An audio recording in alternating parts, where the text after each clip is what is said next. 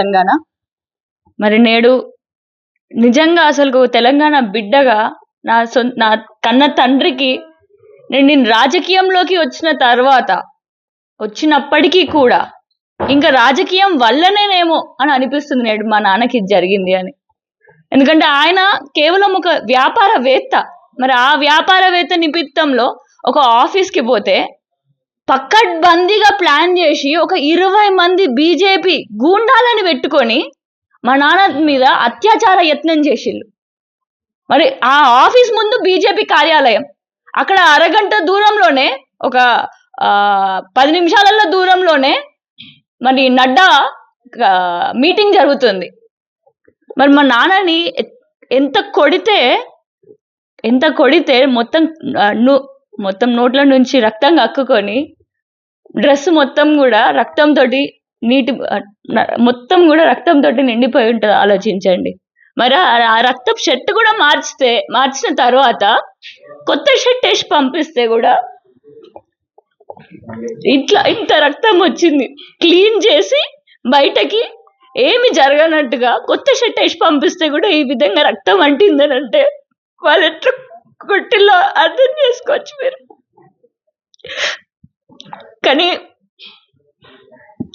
నేను ఒకటే చెప్పాలనుకుంటారా, ధీరజ్ రెడ్డి నువ్వు కార్పొరేటర్ కావచ్చు, కానీ నువ్వు ఏం మంచి పని చేసినావు ఎవరికి తెలియదు.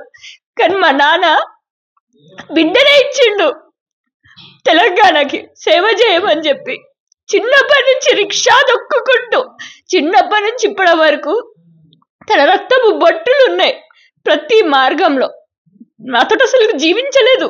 6 నెలలకు ఒకసారి ఇంటికి వచ్చేటోడు. అంత కష్టపడాలి మా బిడ్డల్ని అంత స్థాయిలో చూడాలి అని చెప్పేసి అంత కష్టపడి రూపాయి పోగు చేసుకుని 50 లక్షల రూపాయలతోటి సొంత గ్రామానికి జిల్లా పరిషత్ హై స్కూల్ కూడా కట్టించింది. నేడు దాని పేరు కూడా దాసరి పద్మావతిమయ్య జిల్లా పరిషత్ హై స్కూల్.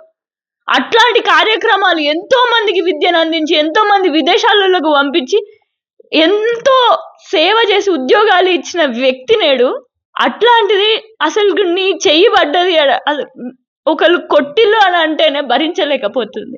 మరి పోలీసుల దగ్గరికి పోతే ఇప్పటి వరకు అసలు మా నాన్న పోయిన తెల్ల చొక్క తెల్ల ప్యాంట్ వేసుకొని పోయిన దుస్తులు ఎక్కడున్నాయి? మీరు ఏం ఇన్వెస్టిగేషన్ చేస్తున్నారు? చట్టం నమ్మి మేము అనుకుంటే నేడు ఆ చట్టాన్ని ఉపయోగించకుండా చట్టరీత్యంగా మీరు నడుచుకోకుండా మరి పోలీసులే బీజేపీకి కొమ్ము కాస్తే మేము ఏడికి పోవాలి? మరి చట్టాన్ని మీరు రాజ్యాంగబద్ధంగా నడిచే విధంగా మీరు చూసుకుంటేనే మా లాంటి వాళ్ళు ఈ బాటలో నడవగలుగుతాం. కానీ మీరు చట్ట విరుద్ధంగా నడిస్తే మాత్రం మేమే చట్టాన్ని చేతిలో తీసుకుంటాం.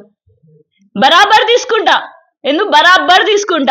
రేపు న్యాయం జరిగేంత వరకు, ఆయనను అరెస్ట్ చేసి జైల్లోకి పంపించేంత వరకు ఎవ్వరున్నా లేకపోయినా మా నాన్నకి నేనున్నా అని చెప్పేసి నేను కూర్చుంటా. మరి ఖచ్చితంగా పోలీస్ ఇన్వెస్టిగేషన్ బరాబర్ జరిగి మరి అక్కడ మన ధీరజ్ రెడ్డిని ఖచ్చితంగా జైలుకి పంపించాలి అని చెప్పేసి నేను డిమాండ్ చేస్తున్నా. చట్టాన్ని కూడా నమ్మి మరి ముందడుగు వేస్తున్నాను. అందరికీ జై తెలంగాణ. అన్న, నా పేరు దాసరి హనుమయ్య. నేను డ్రిల్లింగ్ బ్లాస్టింగ్ వర్క్ చేస్తాను.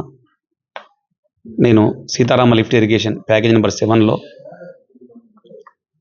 2018 నుండి వర్క్ చేస్తే ఈ ధీరజ్ రెడ్డి గారు వాళ్ళ భార్య కార్పొరేటర్ ఆర్కేపురం రాధా ధీరజ్ రెడ్డి గారు వాళ్ళ హస్బెండ్ ధీరజ్ రెడ్డి గారి దగ్గర వర్క్ చేస్తే నాకు ఒక 64 లక్షల రూపాయలు ఇచ్చేది ఉంటే 64 లక్షల రూపాయలు చెక్లు ఇచ్చిండు. చెక్లు ఇచ్చిన తర్వాత మళ్ళా 2001 చెక్లు ఇస్తే తిరంగా 30 లక్షలు ట్రాన్స్ఫర్ చేసిండు. ఇంకా 34 లక్షల రూపాయలు ఇచ్చేది ఉండే. 34 లక్షల రూపాయలు ఇస్తా అని చెప్పి రమ్మన్నాడు ఆఫీస్ రమ్మంటే ఆఫీస్ పోయినా కూర్చున్నా. ఏమరా టెలిఫోన్లో బాగా మాట్లాడుతానేందిరా అంటే అన్నలే, అరే ఎందుకు అంటున్నావు అన్న, మనం నిమ్మలా మాట్లాడుకుంటాం అన్న, నాకు డబ్బులు ఇచ్చేది చెక్కులు పట్టుకొచ్చినా కదన్నా అంటే, నీకు డబ్బులు ఇచ్చేది ఉందారా అని కథం లేచి అసలు ఒక్కటే నిమిషంలో ఒక 20-25 మంది దాకా సుమారుగా బీజేపీ వాళ్ళు, ధీరజ్ రెడ్డి గారు, సూరజ్ రెడ్డి గారు వీళ్ళందరూ కలిసి కడుపులో గుద్దితే ఆ బ్లడ్, కడుపు, తల అసలు రకరకాల అసలు బాడీలో కొడితే మొత్తం బ్లడ్ అనేది మొత్తం అలా ఆఫీస్ రూమ్లో వాటర్ లెక్క పారిపోయింది బ్లడ్. పారిపోతే ఆ బ్లడ్ అంతా మొత్తం నా ప్యాంట్ షర్ట్, నా వైట్ షర్ట్ ప్యాంట్ ఉండే అది ఎర్రగా మారింది. వైట్ ప్యాంట్ వైట్ షర్ట్ మారిన తర్వాత స్లో కోల్పోయిన తర్వాత కొద్దిగా అయిపోయిన తర్వాత ఆ బట్టలను తీసి ఇప్పేసి మళ్ళా దగ్గరున్న షాప్ పంపించి ప్యాంట్ షర్ట్ తెప్పించి వేసి అప్పుడు స్పృహ వచ్చింది తర్వాత ఒక గంట ఉంచుకున్నారు. అని తుడిచేసారు, బ్రష్ అది మన దూది పెట్టి తుడిచేసారు. మొత్తం అంతా సోఫా మీద పడ్డది బ్లడ్, వాళ్ళ రూమ్లో పడ్డది బ్లడ్. తర్వాత నా బట్టలు కూడా మొత్తం రెడ్గా అయిపోయినాయి. వైట్ ప్యాంట్ వైట్ షర్ట్ అయిపోయిన తర్వాత ఏమన్నా నీ బిడ్డ పెద్దపల్లి నుంచి వెళ్ళిపోతే భయపడుతున్నా అనుకుంటున్నావు బిడ్డ, నీ బిడ్డ పెద్దపల్లి నుంచి వెళ్ళి ఎమ్మెల్యే గెలిచినా కూడా నీ ఇంటికి వచ్చి చంపుతాం నా కొడక, నువ్వేమనుకుంటున్నావు, మా గురించి నీకు పూర్తి తెలియదురా నా కొడక అని రకరకాల బండబూతులు తిడుతూ మా మా మా పిల్లలను కూడా, మా నాతో వచ్చిన పిల్లలను కూడా వేరే రూమ్లో భానోత్, భాస్కర్, దాసరి, కిషన్ అండ్ నర్సన్న వీళ్ళను కూడా విపరీతంగా కొట్టిరు.